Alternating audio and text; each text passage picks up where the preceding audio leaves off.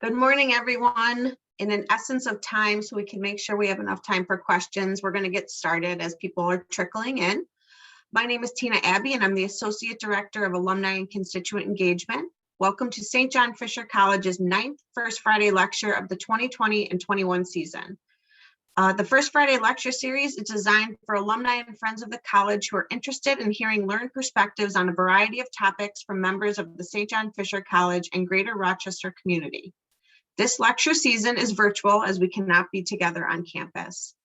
As a reminder, the chat feature is available for questions during the lecture. You can find that at the bottom of your screen with the text bubble icon. If you click the icon, a text box will appear and you can write your questions in there. We will address all questions that are in the chat at the end of the lecture. I'm honored today to introduce you to Dr. Jerry Rooney, President of St. John Fisher College, to speak about college updates. Dr. Rooney is the 7th president of St. John Fisher College and has nearly 40 years of experience in higher education, 25 of which have been spent at Fisher. Prior to being named president, he served as executive vice president for enrollment, advancement, and planning. He is also the proud parent of 2 Fisher alumni. Please join me in welcoming President Rooney. Thank you, Tina, and good morning, everyone. It is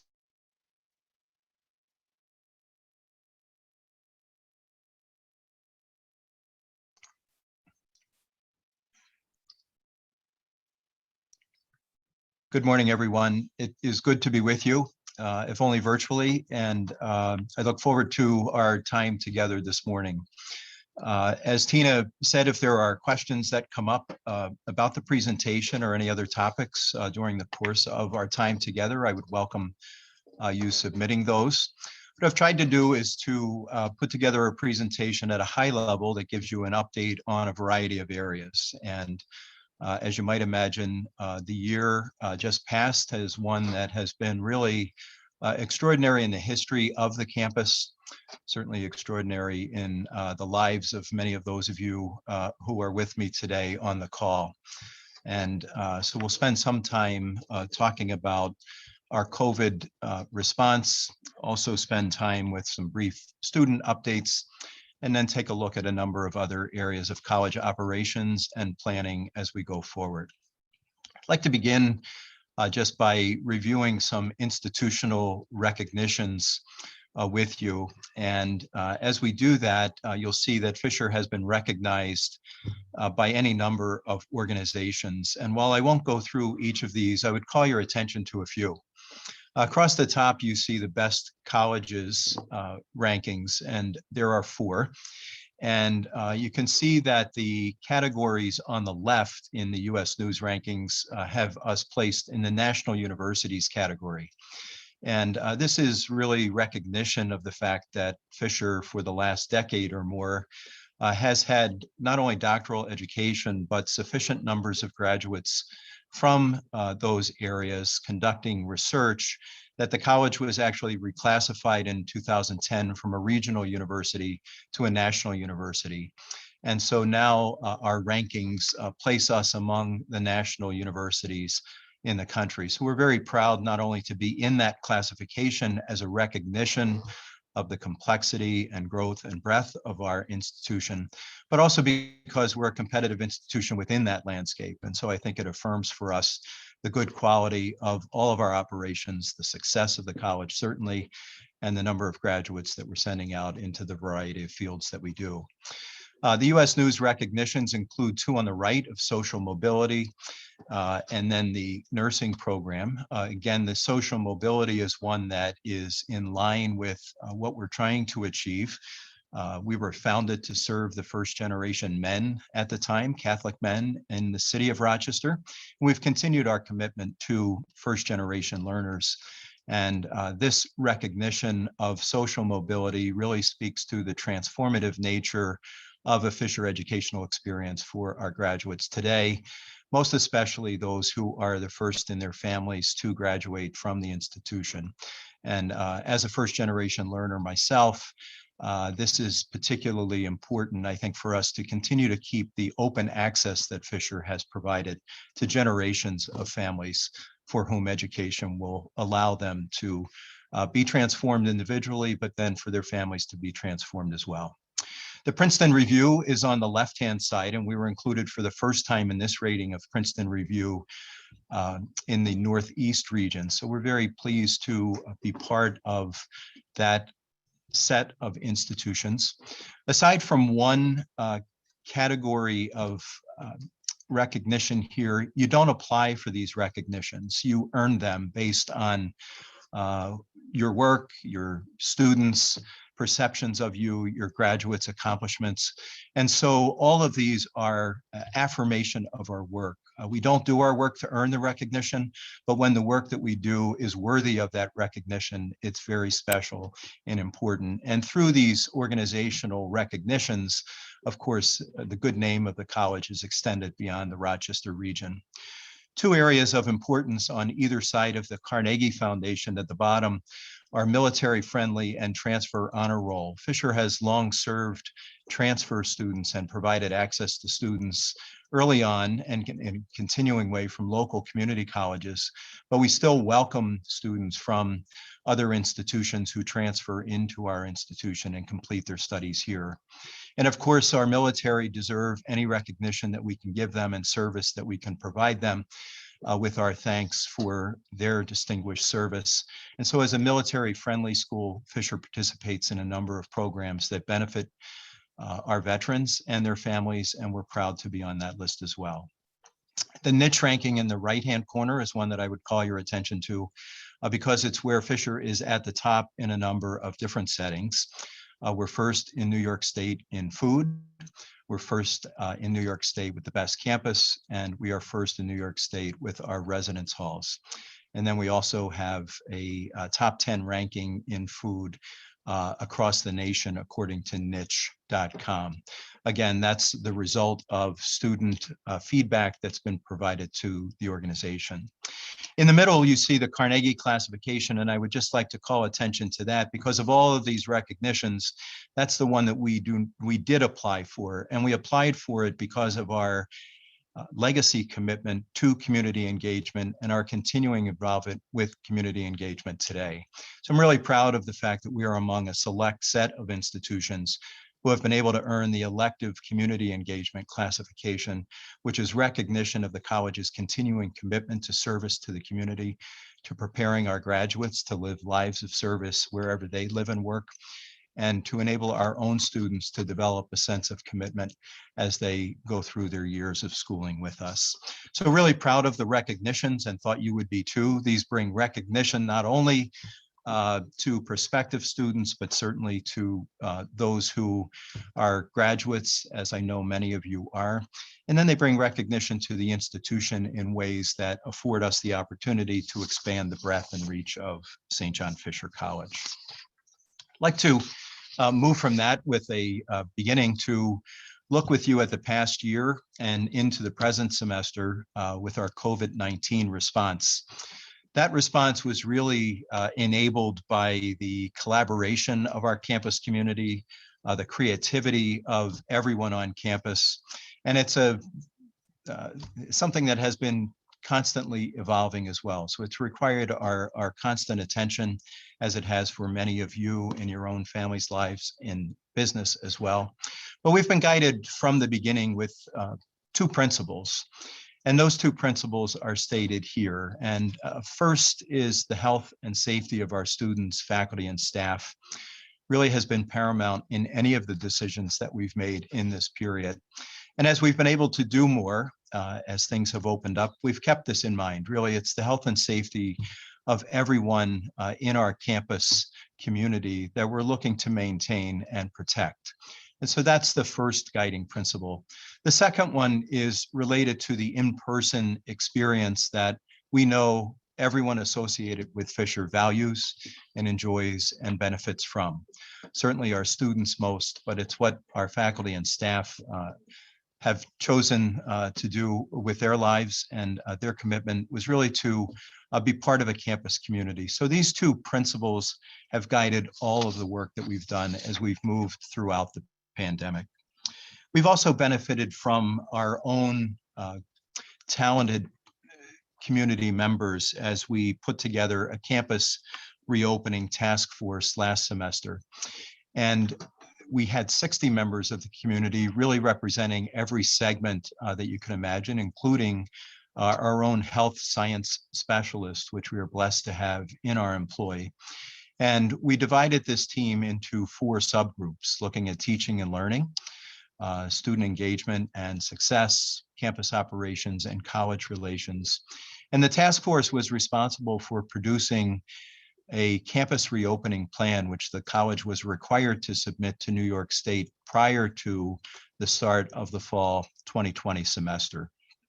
So I'm grateful to our colleagues who worked diligently on that and came up with a plan that enabled us to not only reopen the campus safely and successfully, but allowed us to manage through the myriad requirements that continue to be in place, both at a national level, certainly at a state level, and then locally through the Monroe County Department of Health. As part of that plan, we did introduce a daily health screening tool, and we're grateful to our colleagues at Rochester Regional Health System for allowing us to share their daily pass, which we continue to fill out if we're on campus today.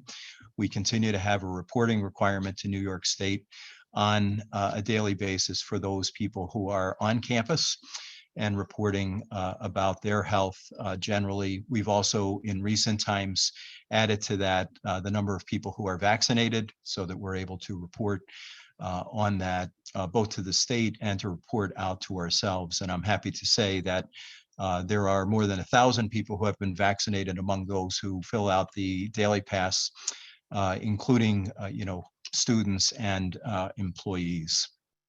Guiding this work was our commitment to a cardinal health and safety pledge, which we both talked about and spoke about and encouraged people to be attentive to. And really at the root of it, the cardinal health and safety pledge is about being accountable for myself, being accountable to others, and each of us doing what we can to be responsible for and accountable to others in our campus community. And I'm proud to say that this has been broadly embraced and welcomed, and that we continue to embrace that and welcome that spirit today. The Campus Reopening Task Force did present some different scenarios for us on campus. And one of the more dramatic changes was the nature of classroom learning. And so we did have a number of classes that were operating on campus. You can see some classrooms here. You may recognize Basel 135 on the bottom left if you're an alum or a member of the campus community. And you can see where the social distancing came into play as far as the placement of placards in the room. You can also see in the classroom on the right that while the desks were 6 feet apart and kept safely, the capacity of the classrooms decreased significantly. So in the fall and in a continuing way into the spring, really many places across the campus that are not traditionally used as classrooms were. We moved to a hybrid model in some instances where people would come to class on one day in person, one day online. And then we did have some classes that were fully remote and were offered both synchronously and asynchronously for students who were enrolled. We don't know what the fall looks like in terms of the classroom environment yet, although there has been some movement and conversation about a 3-foot separation. And then in other conversations, we might be able to go back to normal capacity within classrooms. But that's an example of one of the changes that was made, that was fundamental to the delivery of our educational experience. Going forward and looking at the fall, we opened the semester with a COVID-19 monitoring team, again, utilizing the talents of our own community. As we did that to help guide us as we came into contact with new policies, new requirements, or with questions about our own experience on campus. We did require pre-arrival testing. We have in place, and if you want to look at those, they're still available on the website. COVID-19 policies. There's a link on the website for COVID-19 resources that you can easily access and get a sense of what these are. We did open, as I mentioned, with socially distanced classrooms. And then unfortunately, but in response to a spike in positive cases, we did need to transition the campus to remote learning in October of 2020. And while we had been doing well throughout the fall semester in managing the number of positive cases, we did see a spike in the middle part of October that led us to near the threshold that was in place for New York State, which was 100 positive cases over a 2-week period. And if you reached a 100 positive case threshold, the state imposed a 2-week shutdown effectively, where you needed to go to remote operations. When we realized this spike on campus, it was a little bit later in the semester. We had advanced the end of the semester forward to conclude it by Thanksgiving. And so the decision was made when we had that spike to be remote for the remainder of the fall semester, which we did. Then in the spring, we had the opportunity and access to more testing. And that enabled us really to operate very differently from the standpoint of understanding the health environment on our own campus. So we again formulated a spring team. We implemented weekly testing for both students and employees. And this was a remarkably successful undertaking. We tested more than 400,000 people over the course of the semester, including our students and employees at least once a week, our student athletes in some instances 2 and 3 times a week, depending upon their sport.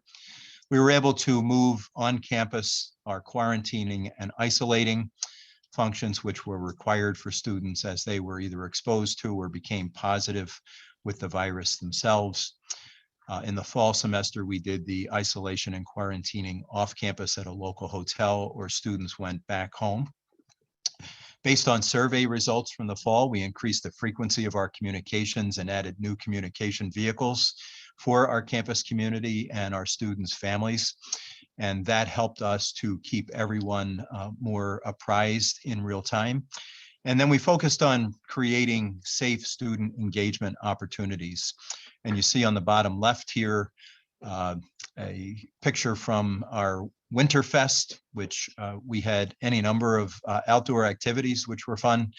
What you see here was a covered portable ice rink. So we had students who were able to go out and enjoy a number of outdoor activities. Picture in the middle is our drive-through clinic, and then the testing clinic is pictured at the top too. So we had people who were able to test in person in the athletic center. Then we had a drive-through testing clinic over behind Murphy Hall on the South Campus. So all in all, the spring semester was greatly aided by the availability of testing, certainly the good work of our employees who committed themselves to that activity as volunteers and as volunteer leaders. And then everyone again observing the health and safety pledge. And then the advance of the vaccine throughout the course of the spring semester aided us as well. So we were able to successfully conclude the spring semester. We did so in a compressed academic calendar. We started February 1st and concluded with finals week, which would ordinarily be in the time frame of senior week. And then we were able to move through to commencement.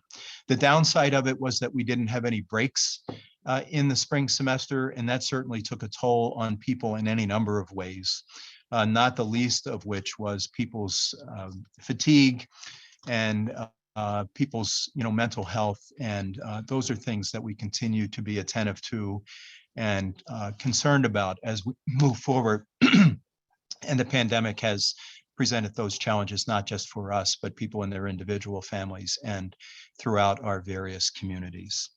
So that's a little bit of an insight into our COVID-19 response and activities over the last year. As I move along, I'll share with you our forward plan there and talk a little bit about the fall semester as well. At this point, I wanted to share some student highlights just from a slice of the activities that we were able to accomplish this year. And beginning with Teddy 39, which is a beloved tradition at the college, and many of you who are on the call may have either participated in it. If you're graduates as students, some of you may be employees who have participated either as students or in your lives as employees. or you may be a member of the community who has participated in this. But the real challenge was really more determining how we were going to be able to continue this great tradition, which has been going on. This year was the 39th year.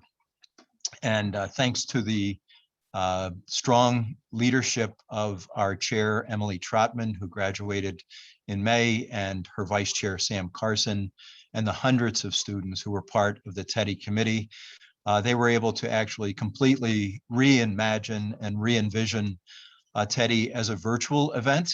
And the core team was actually able to be together in the Cleary Family Auditorium, and were there for 24 hours in person. And then we were able to, via Zoom, take that broadcast out. So we had people actually from across the country who were able to join via Zoom. The total funds raised was the highest ever in the history of the Teddy Dance, and really exceeded last year's by a considerable sum. And the engagement was every bit as strong, probably if you consider those who were able to join from afar. It was even better than it had been in the past. For those of you who know the history of the institution, the first Teddy Dance and the first several Teddy Dances were in fact held in the auditorium. So there was a special nature to this year's dance in that it was able to return to the place where the dance had begun. And those of you who have been around the institution for a long time, I'm sure would appreciate that. So the students did a great job with that. They were able to not only carry on the dance, but include others in it, and were able to really utilize technologies to their advantage, and in a way that I'm very certain they will continue to do with Teddy Dances as we move forward. Another initiative that we benefited from last year that was a result of a task force that I had convened on diversity, equity, and inclusion was the arrival of our first class of Fisher Urban Scholars. And these urban scholars come from the city of Rochester. They are local students, either in a public high school in the city school district, or from local charters in the city of Rochester, or from students who participate as urban suburban students who live in the city and who might do their education in a suburban district. But the commitment that the institution made to these students was $40,000 in scholarship over their 4 years of enrollment, in addition to other monies that they may have earned from Fisher, or monies that they may have received from either the federal or state government. And we've known for years that the finances of a Fisher education are a considerable barrier for many students. And so our commitment to this sum of money was made possible both through a redirection of college funds, but also through the strong financial support of those in the community, in our Fisher community and beyond, who have supported us in our desire to award these students that additional aid. So the students who enrolled last year numbered about 3 dozen.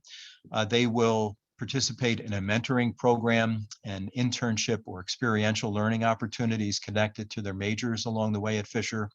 And they'll have the opportunity to benefit from a close interaction with each other and form a support group along with those of us at the institution who will support them. So the Fisher Urban Scholars Program was a new initiative that we introduced in the fall. I'm happy that with the pandemic, we were able to bring it to light. And in the coming fall, we'll have another class of about 30 urban scholars. And so that's a program that will continue through the 4 years that we will roll it out, and then we'll have a sustained presence of urban scholars on campus. This is a group that has also enabled us to help diversify the incoming first year class, which I'm happy to say that the projected enrollment for our first year students for the fall is once again above 600 students. So it's the 5th consecutive year that we'll have an entering first year class of 600 students or above. And the percentage of students of color in that population is at a high at 17%. So this program was designed to help us diversify the incoming first year class, our student population, and we're well on our way to realizing the success of that initiative. Another big success that we had this year, all in the spring, was related to our intercollegiate Division III athletic programs. In the fall, we were unable to participate in those programs. And in the spring, we were able to conduct both spring and winter and fall sports. We have 24 sports, so you know that that's a considerable hurdle to have that many teams competing at the same time. And I'm grateful to all on campus who were involved with actually making that happen.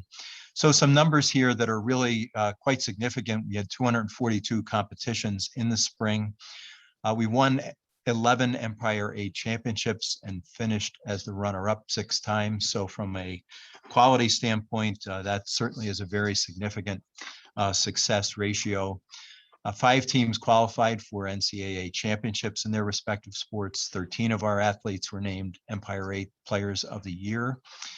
We had 12 Empire 8 Coaching Staff of the Year distinctions and 17 student athletes who earned All-America accolades. Really quite a remarkable accomplishment. And Fisher has been always strong in intercollegiate athletics. It's a great aspect of the tradition of the college, and the continuing success that we are enjoying and the quality of student athlete that we're attracting is really helping us to continue to build on that tradition and to grow the success of the programs. I'd like to note just several individual accomplishments this year that are not noted on the slide, but that are quite significant.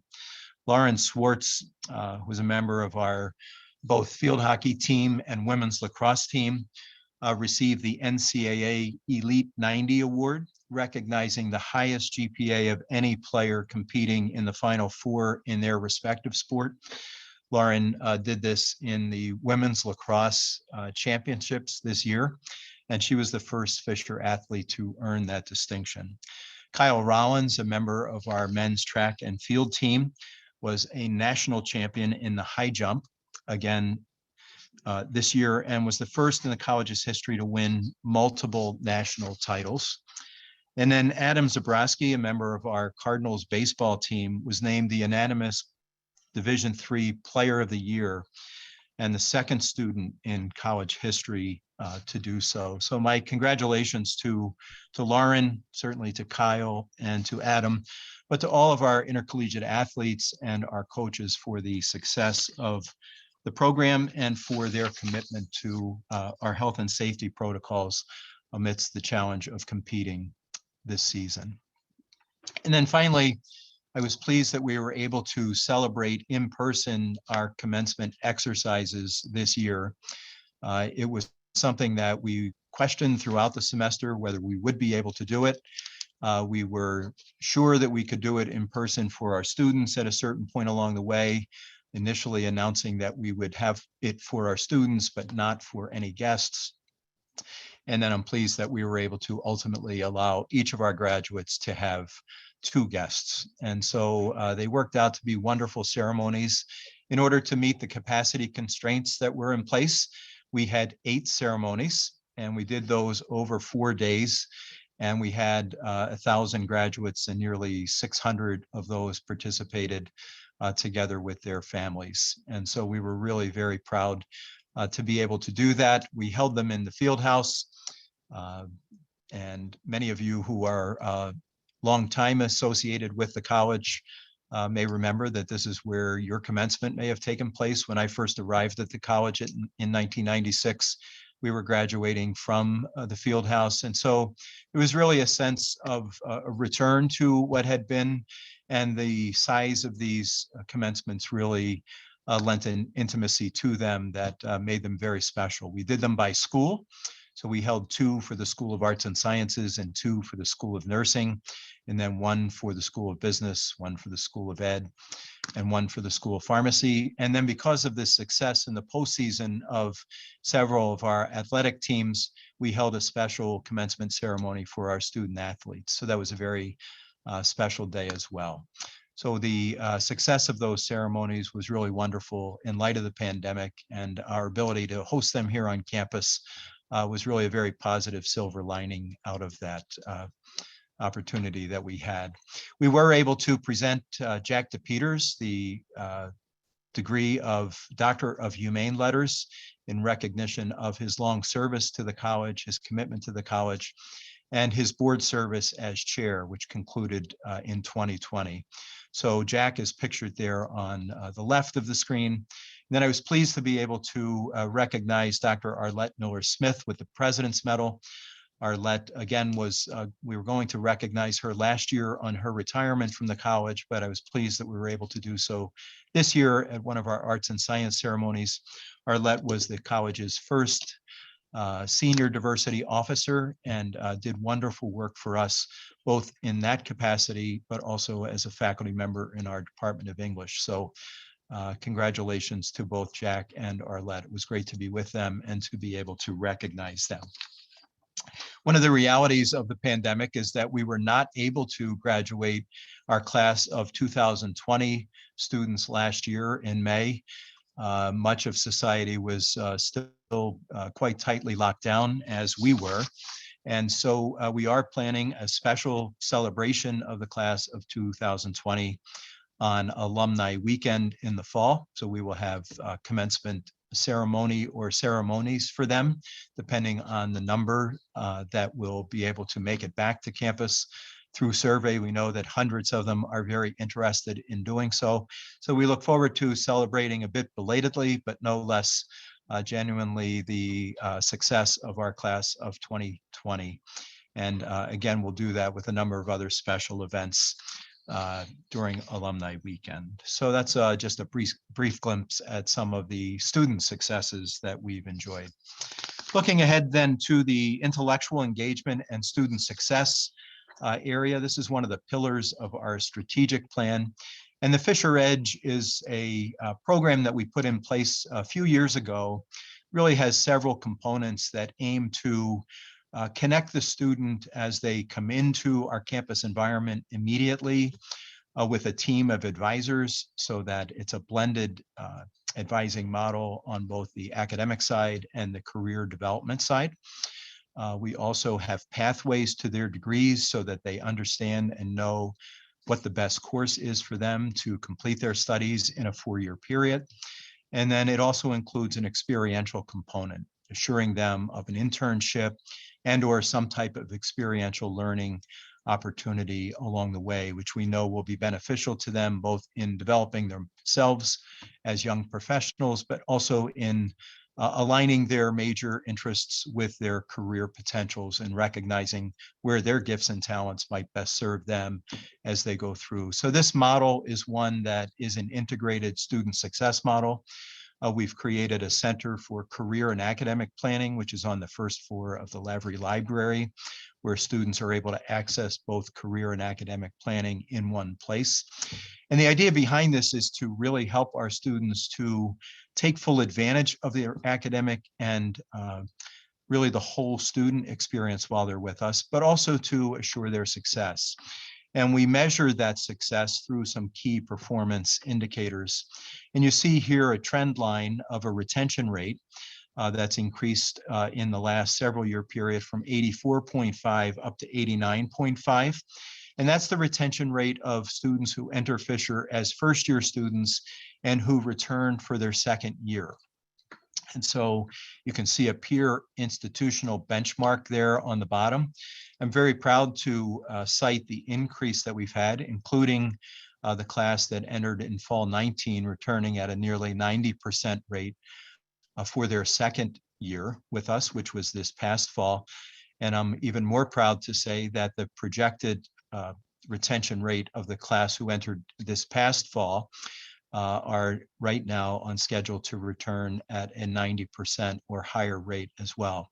So really great progress, and this progress is wonderful in and of itself, but what it means is that students are actually achieving the educational goals that they set out to realize when they came to our great institution. So, and we're helping them to do that. And one of the ways that that will impact the graduation rates is that if you're able to retain more first-year students to their second year, keep them on course toward their graduation, you're going to help them be able to graduate in 4 years or less. And so the graduation rates data that you see at the bottom is a little bit more dated because it's 6-year data and takes therefore a little bit more time to gather, but you can see an increase between the 2010 and the 2013 cohort of a few percentage points. There's a category there called direct to pharmacy, which has increased from 1 to 5% in this period. The significance of that is that we have an early assurance pharmacy program for our first-year students. So if they're successful, they're going to come in and after 2 years enter the Wegman School of Pharmacy, and they're going to primarily progress right to the doctoral degree, not having earned a baccalaureate degree, although we do now have a provision for them to earn a baccalaureate degree. But if students are successful in going from first year to the pharmacy school in their third year and then graduating, they would not earn a baccalaureate degree. So that would work against the graduation rate, the 6-year graduation rates, because only first-year students who come in that cohort are considered there. So that 5% is a pretty significant percentage of the class going into that early assurance today, and is one that we think is a success element because those students are actually achieving that, although it's not recognized in national ranking data today. And then you can see the benchmark information below that. On the other side, we look at success as being represented by how our students do when they leave Fisher. So here you see some success outcomes for 2019, 20, and 21. And 2019 obviously was the last pre-pandemic year and is the most complete of these 3 data sets. The first set of bars there is a knowledge rate. And so the knowledge rate means we have an understanding of what our students are doing to that percentage after they leave the college. So in the first column there in blue, you see the class of 2019. We know about 73% of them. And then from there, we're able to tell what they're doing. So you can see in each of these columns that the primary first destination for our graduates is work, although a fair number each year do continue on for education. And then you can see on the far right side that some of them are taking a gap year, would be in the non-seeking category. And then those that are still seeking, obviously, are those who are still looking to finalize their search or to find something that might be more permanent from an employment standpoint. The outcomes of this are demonstrated on the next page by school, and you can see that our School of Arts and Sciences graduates salaries compare favorably against national peers. Our humanities graduates success outcomes were within 2 percentage points of the science and social and behavioral science students. And the reason that we differentiate these is that our humanities offerings are ones that really allow students to go into any number of areas. And so their success in getting to be consistent with those in the sciences and social and behavioral sciences, which have clearer pathways to career opportunities, is significant and is really a testament, I think, to the level of advising that is going on both in the Center for Career and Academic Planning, but also certainly with our faculty who work with these students most closely in the classrooms. In the School of Business, you can see that accounting and finance swapped the #1 slot for top salary average. The MBA and the MBAA, which is the accounting MBA degree, salaries are rising fast in 2021. We know for our School of Education students that earning an advanced degree results in significantly higher earning capacity. And that advanced degree is necessary for many of them also to earn a permanent certification when they go out to work. Nursing, which is a very large group of graduates for us, the School of Nursing right now is our largest of the 5 schools. Their salaries are very strong compared locally and then also to a national peer group. And then the outlook for pharmacy remains strong with a national trend suggesting a surge in hiring for 2021. So the upshot of that is that our graduates are competitive and successful compared to their peer institutions. and we continue to commit ourselves to the success of those who are still seeking opportunities as well.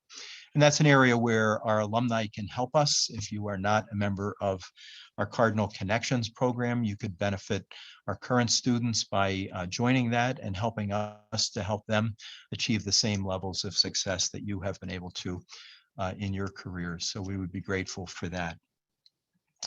Shifting gears a little bit, we have a new initiative underway that will afford our students and faculty to benefit from an iPad initiative. And the overarching name for this initiative is iFisher, Next Generation Learning Initiative. And Tina is going to play a short video at this point. Collaboration, connection, next generation learning.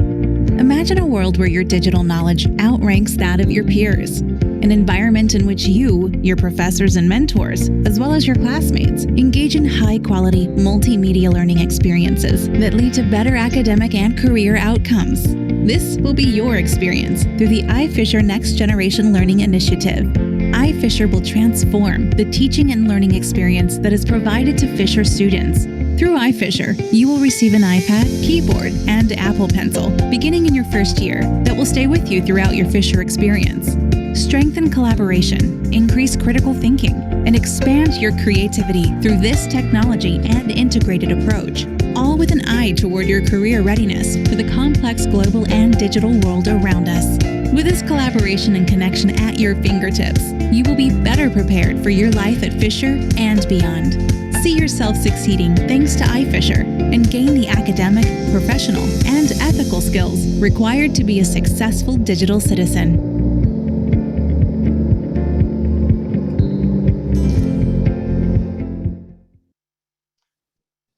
Our iFisher Next Generation Learning Initiative is one that will fully commence this fall. We've been piloting the use of iPads in our classrooms over the last couple of years, and the results of that piloting process have been very positive.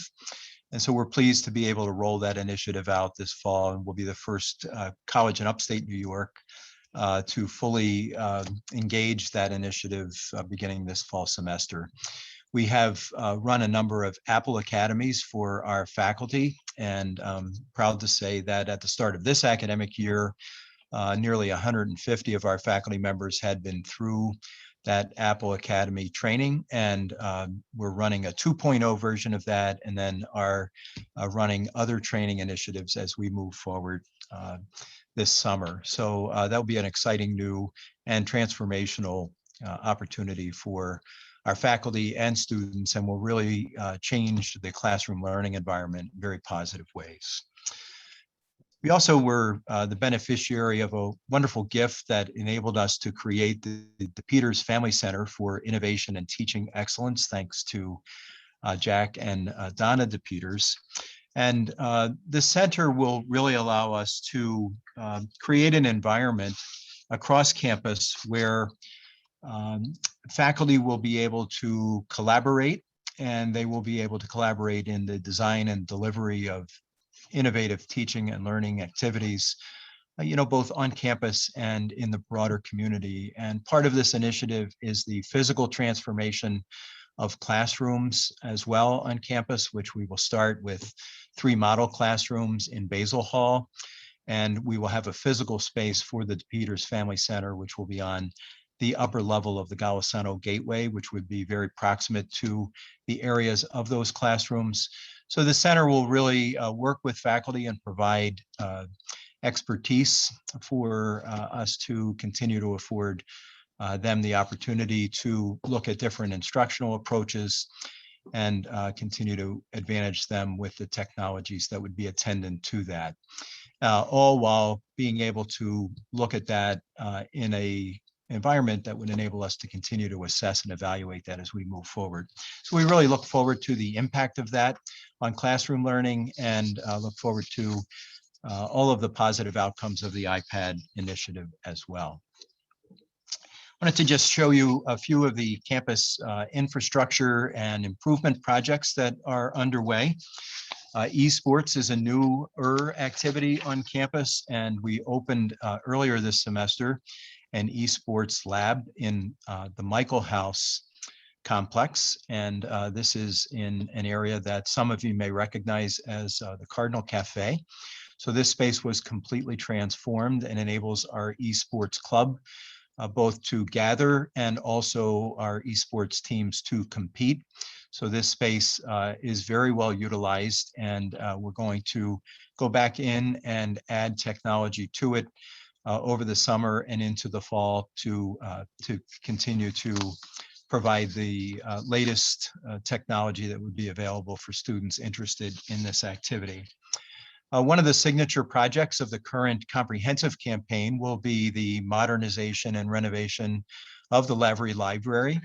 We're at an age institutionally where many of the buildings that continue to serve us well are themselves exceeding or getting to a point of needing serious renovation and improvement and modernization. And certainly the library is central to that. We're blessed to have the library that from our study today suggests is the right size. It certainly is in the right place as a bridge between the residential aspects of our community and the academic aspects of it. And we have the upper quad on the other side of the library as you're looking at in this image, and the LaChase Commons, a beautiful area that surrounds the academic infrastructure of the campus. So this is an image of the library. It's not what we're moving forward with, but it shows you the opportunity that there is to further develop the lower level, which today is not well utilized, to continue to create an environment where light would be able to get in, and then to fully access all levels of the library in a way that meets the demands of today's students. The library really has become more of a learning commons or an academic hub, and it's as well utilized today, I would suggest, as it has ever been. Certainly in my 25-year tenure at the college, it's never been more well utilized. So we look forward to keeping you apprised of this as we move the library into a state where it can meet today's learning needs and meet the needs of campus and today's students. Another area that we are modernizing and expanding a little bit is the campus main stage area. So this is part of the Donald Bain Student Center, and it sits in front of Ward and Haffey Halls for those of you who haven't been on campus in a few years. The main stage area was constructed a decade or more ago, and what we're going to go in and do is pictured on the lower right, really activate some of the space, open it up a little bit more, and put in some different types of seating that resemble more the use of facilities like this today. Today's students like to gather, and they also, as they gather, like to be able to do their independent activities. So creating some smaller seating spaces where they can do teamwork or just get together socially. And then this room would provide some additional opportunity to just have general gatherings as well. The upper left image is one that shows the activation of outdoor space. So this pergola and hardscaped area with chairs and a fire pit is something that we very much look forward to realizing. We did introduce a lot of outdoor activity this year as part of the pandemic response. And so this will allow us to continue to do that. The boardroom in the Joseph Scalani Welcome Center is being renovated this summer, and you can see an image of that there. Then there are a number of athletic enhancements that are happening on the South Campus, notably to Dugan Yard and the softball complex. Dugan Yard, we're going to go back in and renovate the dugouts and expand seating along the third baseline, and the softball complex will benefit from grandstand seating and a press box addition. Moving into an academic program update, a lot of the master's level programs that we offer and the doctoral programs are now moving more toward an online delivery format. So we now have a fully online pharmacy doctorate program. We're bringing on a fully online nurse practitioner program in the fall. Both of those programs continue to have ground-based programs, but the online nature will allow us to expand the market and increase the programs. We've also recently announced a Master of Science in Sport Management, building on the very successful undergraduate program that we have in sport management. And then we're moving many of our master's programs to an online modality. And this resembles the trend that is happening, where it's projected in the next 5 years that more than 50% of graduate enrollment will be online. So this movement that you see here listed will enable us to keep pace with that trend and enable us to meet student needs as we move forward. Then looking ahead, just to give you a brief overview of where we are right now, we've recently hired a senior diversity officer, Dr. Marlo Washington. That was a top recommendation of the campus task force that I earlier referenced on diversity, equity, and inclusion. Marlo is here and in his first 100 days will help us to develop a plan that we will roll out in the fall semester. We have recently put in place a vaccination mandate for employees and students for the fall semester, and that is articulated on our website. Also, I'm pleased to say, been able to return to a traditional academic calendar. So the coming year will resume our post-Labor Day start and our Mother's Day weekend commencement. We're looking at repopulating the campus beginning in August. Many of us are still working remotely, and so we will repopulate the campus as a means of gearing up for the students' return in the fall. And then we'll once again afford ourselves the benefit of a campus policy advisory team who will help us to operate according to the health and safety principles that we've put in place. So that's a quick overview, certainly brief, and touched on as many areas as I thought we might be able to do in our allotted time. But Tina, I'd be happy to take any questions that have come up and would be happy to answer any questions afterwards that people may have if our time doesn't allow. We have a couple that came in. This was from the beginning of the presentation. So will Fisher join many other institutions of higher education and eliminate entrance exams such as the SAT moving forward? That's a great question. So thank you for whoever offered it. We are presently not requiring standardized tests, and we've been studying that for several years. So we were prepared to make this decision.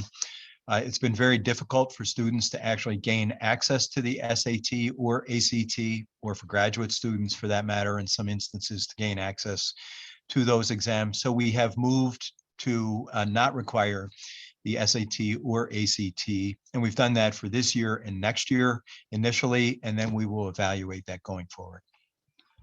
Great. Another question kind of from the beginning. One of my favorite memories as a Fisher alum was interacting and collaborating with Nazareth students and programs. What is Fisher doing proactively to maintain or increase the relationship since the two campuses are so close together? We are very close together, and we do work collaboratively together. People may know through the availability of coursework at any of the Rochester area institutions for our students and at students on other campuses who have access to Fisher's campus. So just yesterday, I was speaking to one of our undergrads who's going to take a number of courses over at Nazareth in the fall. We work very closely together with Nazareth in the sense that we're both part of a consortium called the Upstate New York Collaborative Consortium, where we're working together institutionally to try to do things together on the business side. And then that has extended over, obviously, to some areas where we've worked together with students as well. A specific example of that was that we co-sponsored a conference with Nazareth pre-pandemic, where students from similar areas on each campus were able to work together. And we continue to look for opportunities to do that. Our athletic programs work very closely together from an administrative standpoint and often are able to compete. Any number of our organizations are working more closely together too. A number of our singing groups are working together with Nazareth. So it's more of a, it happens more organically, but there are also steps that we're taking more strategically and administratively to realize the benefit of the proximity of our two institutions. Great. Another question, is Fisher growing too fast, about right, or too slow, and why? Good question. Enrollment, I would begin by saying, is responsible for 90% of our institutional revenues.